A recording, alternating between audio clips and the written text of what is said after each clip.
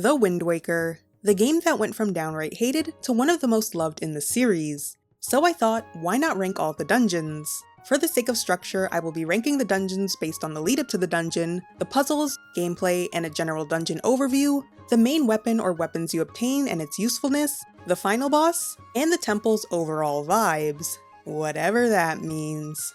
With that out of the way, let's jump into the ranking. Starting off with number 5, it's the Forbidden Woods. Yes, even Makar could not save this dungeon from last place. After saving a dragon named Valoo and receiving Din's Pearl, we make our way to the Forest Haven. Here Link meets the Great Deku Tree, and we learn that evil monsters have overtaken the forest. After destroying some choo-choos in the vicinity, the Koroks are finally able to come out of hiding. They tell us that there's a ceremony that will take place immediately, but someone is missing.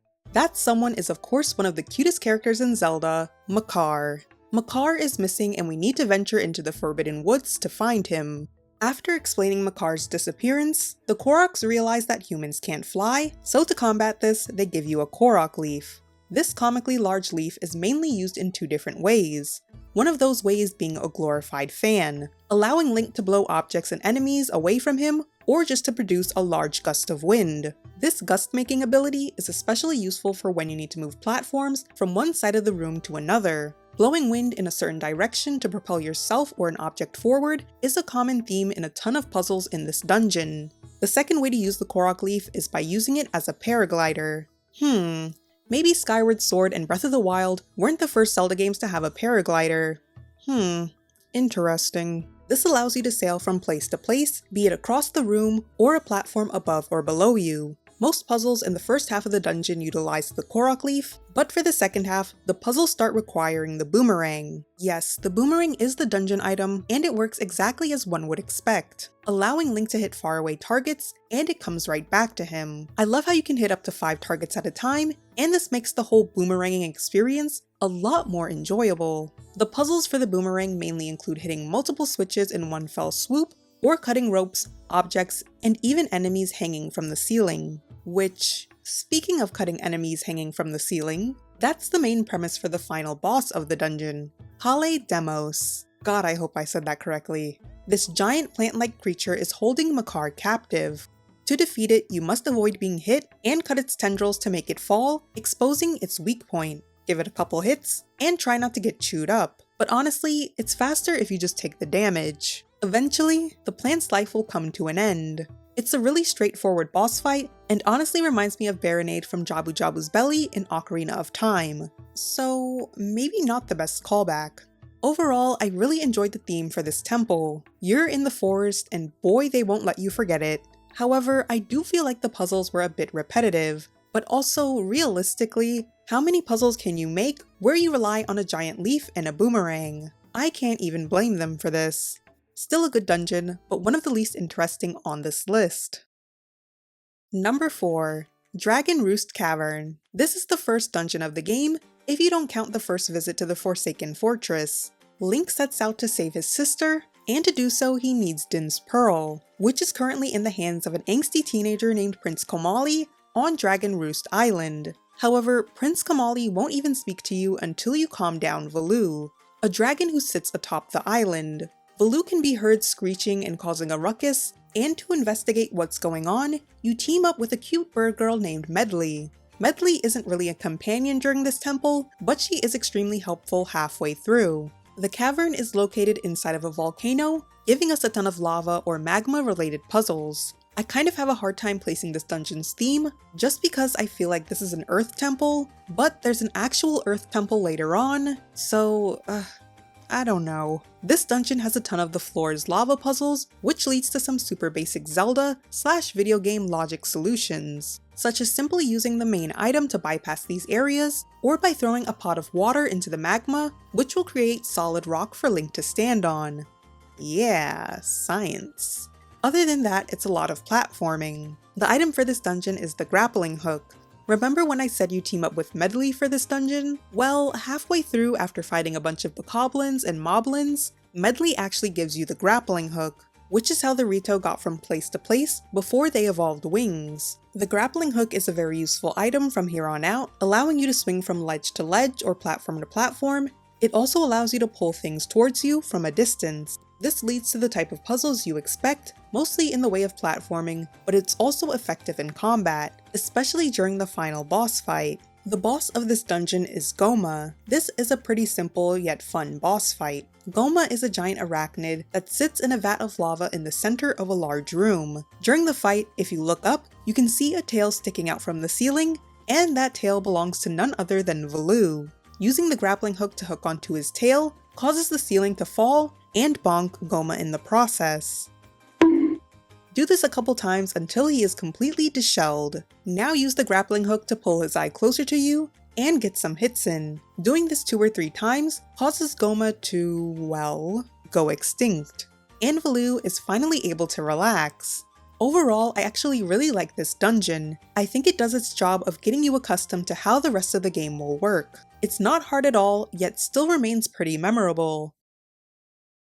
Number 3. Tower of the Gods. At this point in the story, we've beaten Dragon Roost and Forbidden Woods, and we're searching for the last and final pearl. Making our way to Great Fish Isle to meet with the Great Jaboon, we realize that the island has been destroyed and Jaboon is nowhere to be found. Our bird friend Quill informs us that Jaboon is located where Link grew up, and that Tetra and her crew are also trying to meet him as well. Making our way to Windfall Island, we catch up with the pirate crew and find out they've tied up the bomb shop merchant. I feel like I'm interrupting something. Listening closely to their conversation, we find out their plan and the password of the day to enter the ship. Once inside, we complete a challenge and steal back the bombs. With these bombs, we make our way to Outset Island and come face to face with the giant fish. Jaboon gives us the final pearl and tells us to place the pearls in their respective locations, and doing this causes the next temple to rise from the ocean. This entire dungeon functions as a trial for Link to prove he's worthy to the gods. I'm not sure if you would classify this as the water temple of the game, but you'll definitely be spending some time in the water, sailing from room to room. I actually really like this dungeon's design. The whole game is incredibly easy, but there were a couple puzzles that took a second to click. Most puzzles involve putting statues on switches, and the main challenge is figuring out how to get them there. Yeah, some of them you can just pick up and carry, but others require more thinking. The answers to these puzzles become a lot clearer once you learn the command melody, which allows you to take control of certain statues. There's also a lot of platforming in the dungeon, jumping from platform to platform, or using the grappling hook to swing across rooms. But other than that, it's pretty straightforward. The item for this dungeon is the bow, which is extremely useful and a classic Zelda item. It allows you to defeat enemies and hit switches and objects from afar. In this temple specifically, it's mainly used to hit eye switches, kill certain enemies like Wizrobes and Beamos. Oh, and the final boss. The final boss of this dungeon is Godon. Godon is the guardian of the temple, and anyone that claims to be the chosen one must prove themselves by defeating him. I really love this fight. It's incredibly simple yet so much fun in a really classic Zelda way. Definitely giving Ocarina of Time Bongo Bongo vibes, and definitely made me realize how many callbacks this game has. Godon's hands have eyes, indicating you'll need to use your arrows to shoot them. Once both hands are incapacitated, it's now time to shoot his real eyes. 2 arrows per eye cause his head to drop and his mouth to open. Throw in a bomb, and Godon will take extreme damage. Do this 3 times, and Link will prove he is actually the chosen one. This dungeon is definitely one of my favorites. The whole dungeon is super unique and sticks out from all the others due to visual theming, but also story theming. I like that it acts as a challenge for the chosen one and really does give more purpose and drive to this part of the story.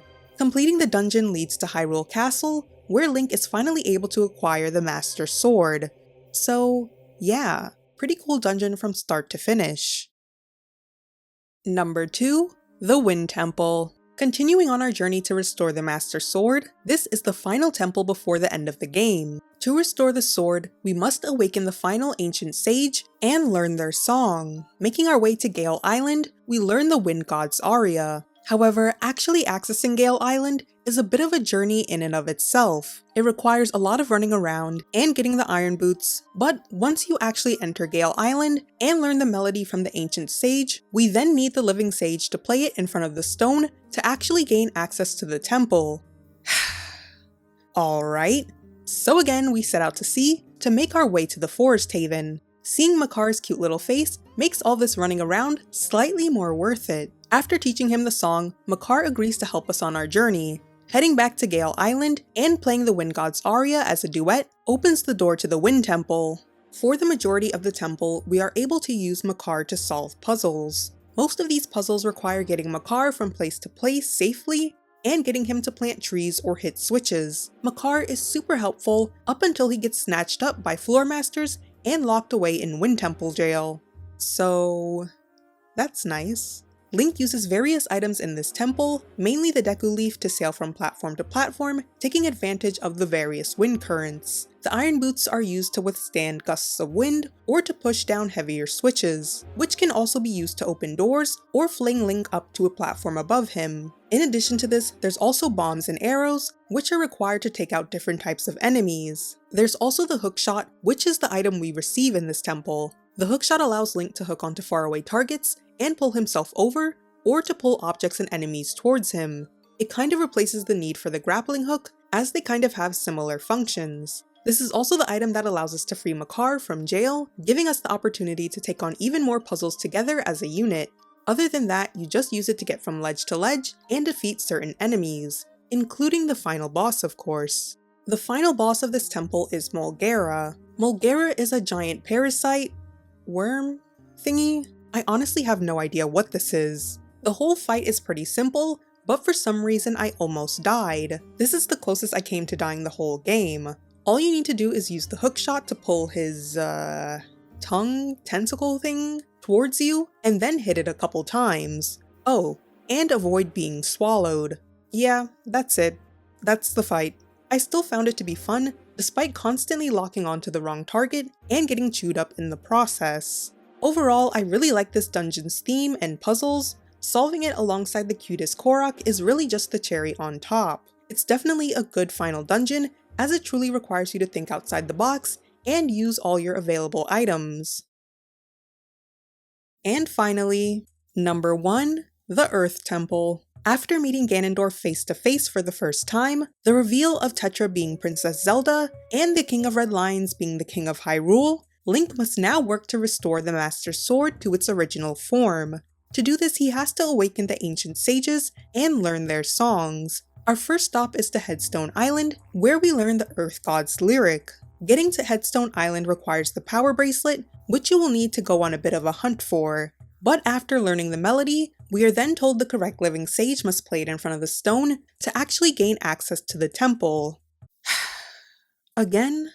So from here, we make our way to Dragon Roost Island to meet the living sage, which is of course none other than our bird friend Medli. Teaching her the song awakens something deep within her, and she agrees to help us on our journey. Heading back to Headstone Island and playing the song with Medli opens the door to the next temple. For the entire dungeon, Medli joins us for the ride. You can use the command melody to take control of her, either to reach faraway platforms, or use her harp as a reflective surface. This whole light reflection thing is used for most puzzles in the dungeon. From unlocking hidden chests, well, I guess it's not that hidden, all the way to hidden passageways. I really love this use of light in more than one way. This dungeon honestly reminds me of the Spirit Temple, which is the best temple in Ocarina of Time, might I add. I love how there are multiple moving pieces. You have Link, Medli, and the objects around you. You're constantly having to think ahead about how you can gain access to light from the inside, either by hitting a switch or burning a curtain, and how best to reflect the light from surface to surface. Light also helps ward off evil, which makes sense using video game logic. You can also use light to weaken and defeat enemies, or clear out smoke that would otherwise disable you from using your weapons. This whole reflection mechanic is just incredibly entertaining. For the first half of the dungeon, you rely on Medli and her harp, but after the halfway point, Link obtains one of his own shiny items. Yup, this is where we receive the Mirror Shield. But getting this item doesn't quite change the overall dynamic of the temple. Instead, it enhances it. There are still obstacles that require both Link and Medli to put both of their mirrors to use to solve one puzzle. However, once you successfully solve the final puzzle and make your way to the boss, you must face him alone.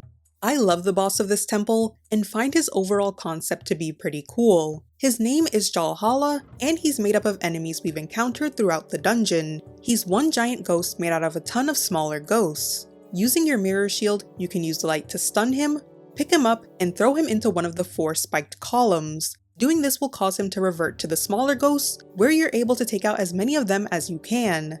After a certain time, he'll regain his form, and you have to restart the process. What makes this fight a bit more interesting is how the light changes location. It's not static and appears in multiple places around the room. The boss can also use some dark magic on Link, making him go in the opposite direction from what you'd expect. Overall, a really iconic boss fight. This is definitely the best dungeon in the game, and I feel like most people would agree. This really feels like a traditional Zelda dungeon, spooky and challenging, but it also adds a new twist by having Medley actively help us the whole way through. This is also where the dungeons start to get more complex, and I think it's a nice step up from all the rest. So, do you agree with my list or not? What's your ranking? Let me know in the comments below. I didn't include the Forsaken Fortress or Ganon's Tower, which may or may not be controversial. The Forbidden Fortress is a bit odd, I wouldn't quite count it as a dungeon, and Ganon's Tower is a bit of a rehash of all previous temples and their boss fights. So, not really much to discuss except for the mini and final boss, which would be a bit unfair in my opinion because it has the most lore. Anyway, I love Wind Waker, and I don't think this game has any bad or downright terrible dungeons, but I honestly do think this game has some of the weaker dungeons when it comes to the 3D games. I feel like it's hard to get in depth about puzzles and gameplay because they all kind of have very surface level mechanics until the last 2 dungeons. Also, sorry if I sound a bit weird.